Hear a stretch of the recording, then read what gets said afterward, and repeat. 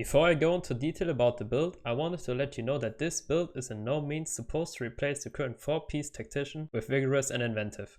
It's something that could go hand in hand with each other and likely together be even more stronger than the current known combinations of builds out there. With 1.8 soon to be released, this could help you in a lot of PvP encounters. So now let's go right into it. The build itself is pretty simple. It's a 3-piece final measure, 1-piece Tactician and Vigorous in combination of the Ninja Bag backpack.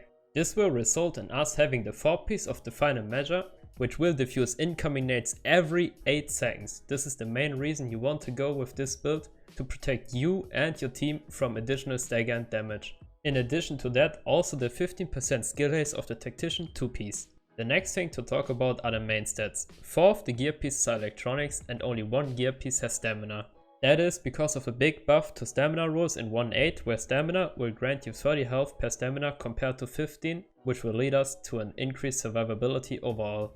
Having these kind of stat rules will make us sit at around 3000 firearms, 4200 stamina and 8800 electronics, which will result in us being at 274,000 skill power and around 288,000 health. Now that the foundation of the build is done, I will go into detail about each gear piece one by one. Starting off with the major stats on the Vigorous chest. I went with health and skill haste since those are the most viable stats to go with in this build. And on the minor stat rule, for obvious reasons, ammo capacity. On the mask I went with skill power on the major and burn resistance on the minor stat roll. Coming up next are the knee pads. I chose health as a major stat over skill power since the health roll is giving me more value compared to the skill power roll on them. For the minor I have Disrupt, Disorient and Bleed resistance. Ideally you should go with Disrupt, Shock and Burn resistance.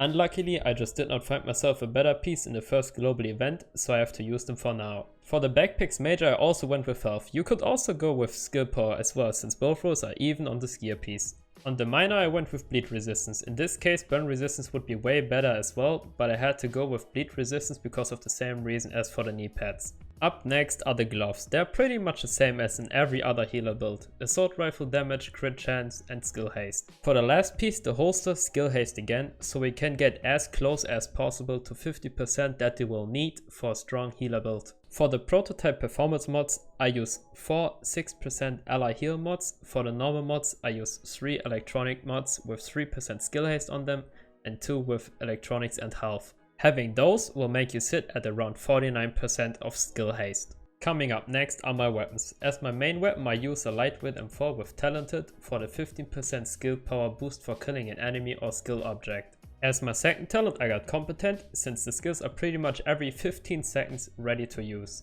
And as the last one, Determined, which will not only reduce your skill cooldowns but also the signature skill when killing an NPC, player or skill object, for example Seeker Mines or turrets.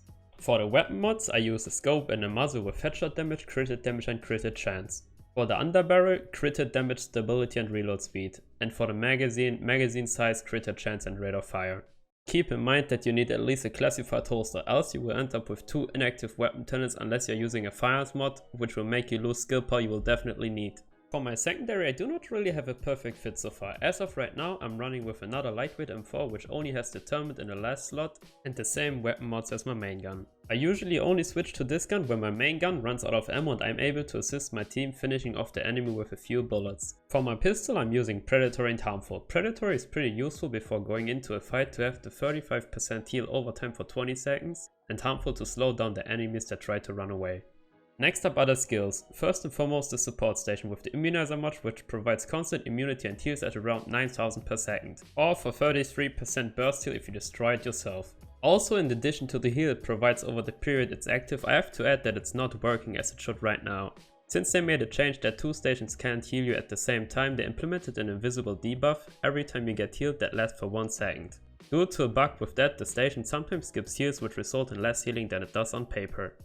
Up next, obviously the first aid with the Diffuse mod, which as you can see heals me for around only 135,000 and allies for 300,000, with a cooldown of a little bit more than 16 seconds. You might ask yourself now, why do I run a heal that cannot even heal me for 50% of my own HP in combination with a Vigorous chest? The answer is pretty simple. The build is, as I said in the beginning, not supposed to be played as a single healer in a group. Due to the change in 1.8 to stamina, one healer just cannot provide enough heal to survive any burst or damage over a long period of time. This is why I would recommend you to play it in combination with a 6-piece Reclaimer, 6-piece Final Measure or classic 4-piece Tactician, Vigorous and Inventive Healer. If you play in combination with a 6-piece final measure, damage dealer or healer, you might think that the 4-piece bonus will make the 6-piece bonus not proc as much because you can also diffuse the nades. But this is not the case. The 6-piece final measure will always get preferred over you wearing the 4-piece. For some strange reason, if the 6-piece is under status effect by bleed or disorient, this is not the case. And thus, the 4-piece will diffuse the grenade, leaving your group without a strong buff until the next nade. This is a bug you may want to avoid. For example, the flash and tear gas grenade give you 20% armor, which result in about 40% of toughness as of right now in 1.7. With a change to the 6-piece from 20% buffs to 40% buffs, that changed. You will receive 40% armor, resulting in over 50% more toughness. Missing out on these essential buffs provided by the 6-piece will make it lose a lot of value. As the last thing to mention are the talents. I use Triage and Strike Back for cooldown reduction, Combat Medic for additional healing when skills are on cooldown, and as the last talent, Critical Save, since having this talent will make Triage proc when you use a medkit in your last segment to reduce cooldowns even further. The 20% all damage resilience are pretty useful on top of that as well. If you want to play this build until 1.8 drops, I recommend you to run it like I do right now with everything specced into electronics. And that's it for the video. I hope you enjoyed my first ever build guide. Until the next one, bye!